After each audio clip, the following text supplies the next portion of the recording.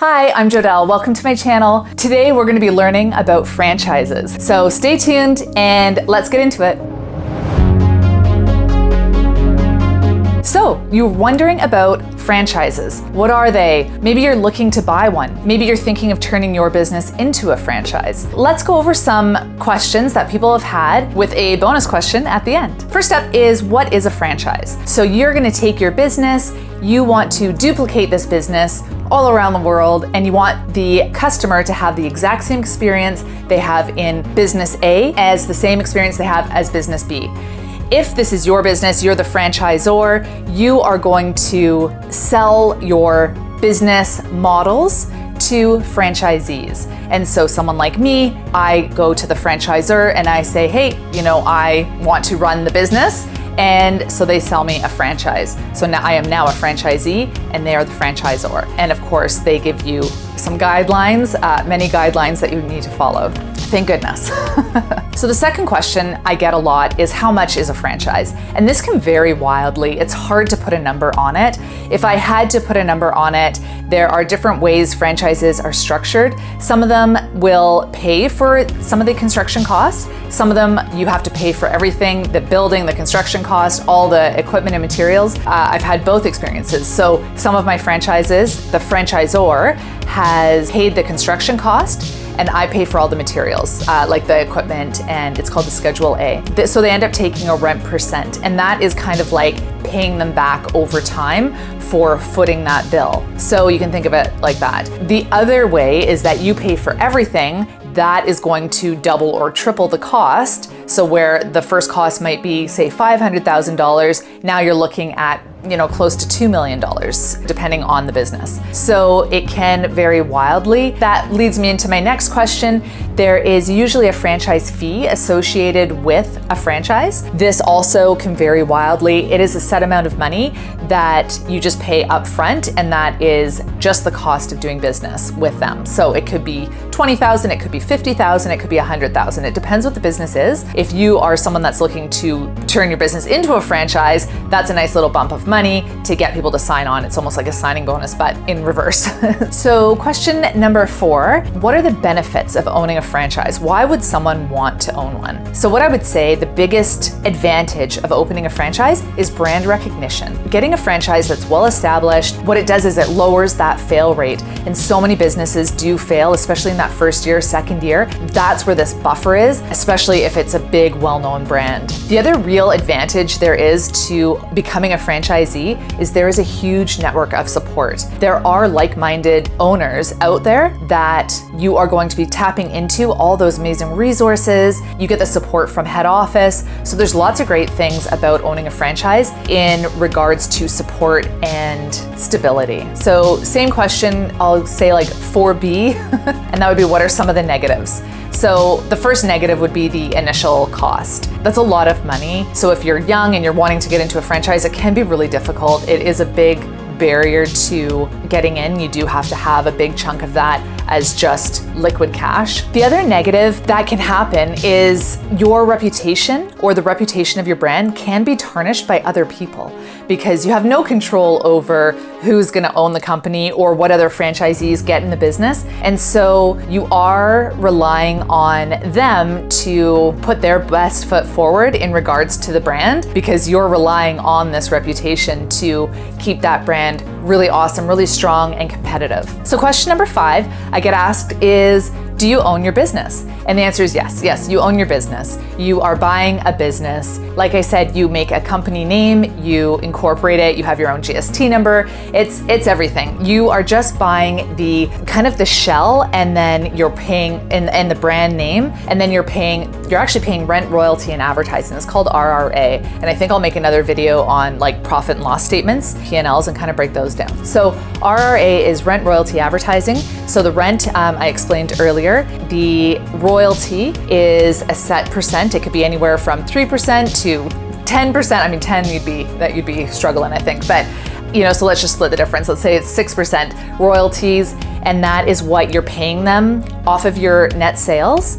So that's where it can fluctuate, and you're paying them to use their brand and to use their name, and that's just the royalties they get from owning that brand. This is where, your RRA for one business that maybe they make $1 million is going to be significantly less than if you have a business that does $10 million. 6% off 10 million is a hell of a lot more than off of $1 million. So when you're doing your P&Ls and you're looking at how much you're giving to the company, the more you make, the more you're going to be giving them. The more you also get to keep for yourself, but it does fluctuate. So there's not a set in stone amount, which is great when you're first starting out or first opening one of your businesses, because they don't always start off gangbusters. They're not always just, it's not a surefire thing. There's a lot of work, there's a lot of effort.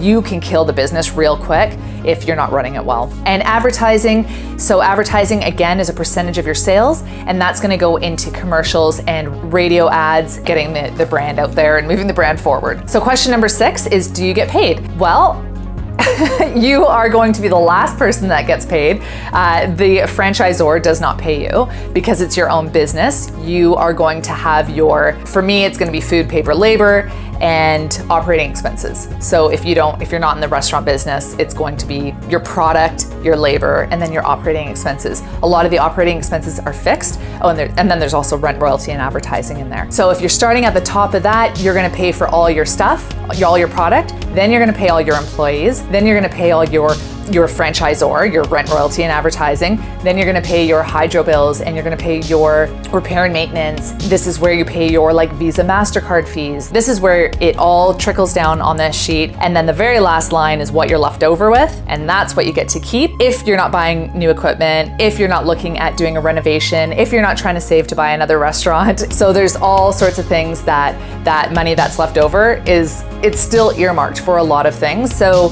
yes, some people pay themselves wages, some people pay themselves dividends. That's something you just have to talk to your accountant with. I know for when I opened my first company and I had a few of my own businesses in it, I don't think I took a dime out of that. I actually don't think I still have taken a dime out of that company. All I do is turn around and put it back into the company. So whatever's left over at the end of the day, that is technically what you get to keep. But you have to remember that there are so many things coming down the pipeline. If a machine breaks and it's like $10,000, you got to be able to pay for it. So question number 7, does the franchisee work for the franchisor? I would say no. You are both entering into a partnership. They're going to sell you their brand because they are going to trust that you're going to run it and be a really great advocate for the brand. And you are renting the brand off of them because you're trusting that they're going to be driving this business and trying to grow it and make you as much money as possible. In return, you're making them, the more money you make, the more money they make. So that's a pretty good relationship. The next question you might have, question number 8, is it easy? And the short answer is no, it's not easy. It is a lot of work. It's a lot of dedication, and it's a huge learning curve. You have to have a really good business sense on what is going to make you money. There's a saying where sometimes people will step over dimes to pick up pennies. So you've really got to watch for that. At the end of the day, it's on you to make sure that you've got your businesses with really happy employees, with really happy leaders. This is part of the reason why I want to do these videos and help others and just put some really great information out there and shed a light on a lot of business owners that are just looking to be stronger leaders and be stronger communicators, because it really starts at the top down. And if you don't have great people underneath you, then you're never going to succeed. It's really a team effort, and you just got to be ready to roll up your sleeves and get to work. And it could be a Sunday night, it could be a long weekend, it could be Christmas morning, someone broke in, whatever it is, it ends up falling on your shoulders. So just be prepared for that. There is no Monday to Friday in owning a business or owning a franchise. It is definitely a 24/7 kind of business, and you wouldn't want it any other way. So if that's not something that you're interested in, I would probably suggest that it's not going to be for you, because what I found with franchises is they are like a well-oiled machine. They're a beast. They're going to keep going, and they're going to keep going with or without you. So that either means you're going to drive it and you're going to make the most amazing experience you can out of it, or it's going to drive you and it's going to be super stressful and you're not going to enjoy it and you're just going to want to get out. Number 9, how to choose a franchise. Well, I would say speak to some franchisees. I think that would be the biggest eye-opener for you, because you're gonna have franchisees probably all over the gamut. You're probably gonna have some that are dissatisfied, and you're probably gonna have some that are like super jazzed about the brand. So you want to get a really full picture. Are the ones that are dissatisfied, have they been in the business a really long time? Have they not maybe grown over the last 20 years? Maybe there's some indicators there that just show you that they're just a little disengaged and it's not necessarily the brand. Or on the flip side, they're super engaged, they're young, and they're not happy with the brand, and maybe they show you some of their P&Ls, black some stuff out, whatever, but they kind of show you the gist of it. And if the numbers don't really make sense, then that's the brands I might shy away from. I would also look for brands that are just really well established. If you're talking to people that actually run these stores, they're gonna give you the best feedback, and they're gonna give you the best eye-opening experience on what it's like. If you're going into a business and it's a Sunday morning and the owner's working, that's gonna tell you a lot about it. Either staffing's really hard and you can ask them about that, or maybe they just wanna work that and they really love the brand, and Sunday mornings they get a great group in there and they just really like to see them every Sunday. So there's a whole bunch of different reasons why you might wanna choose one brand over another, and I think it's going to speak volumes to speak to the people that actually own them and run them and love or hate them. Question number 10 is how to buy a franchise. So I think the best way is to go online, go on their websites.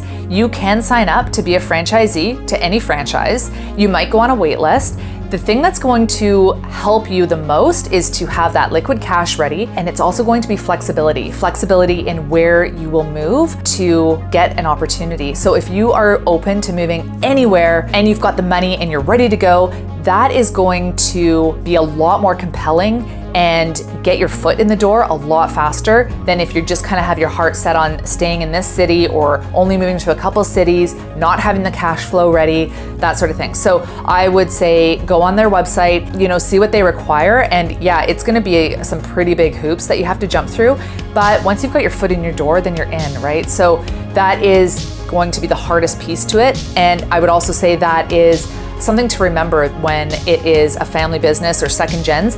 It is not just like easy breezy, you're in. We still have to jump through those hoops and prove to them that we are gonna make a great franchisee as well. So just because it's always been in the family doesn't mean it will always stay in the family. So that's also something to remember. They are looking for hardworking, dedicated people that are really championing the brand. Would you recommend? So here's the bonus question number 11, and that is, would you recommend the brand?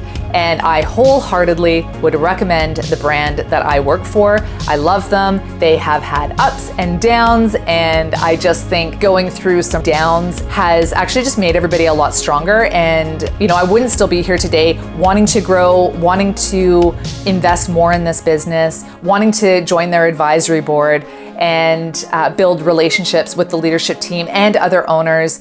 And so I wholeheartedly am happy with the brand I'm with, and that's what you want to hear when you're asking questions, when you're looking what brand to join. You want to hear owners that are engaged and really excited about the future of the brand, and that's definitely where I'm at right now. So anyways, there's some questions answered, and hopefully that sheds a little bit of light on the inner workings of a franchise and owning a franchise. It's really great. I would totally recommend it. It takes a little bit of the chance, a little bit of the jumping in the deep end out of the equation. It lets you focus on driving the business instead of building a business from the ground up. So it's just where you get to focus your energy and where you get to focus your passion. So yes, I would recommend it. And if that is something that you're thinking of or trying to decide, reach out. I'd love to answer any questions you may have. And thanks very much for watching, and I'll catch you in the next video. Bye.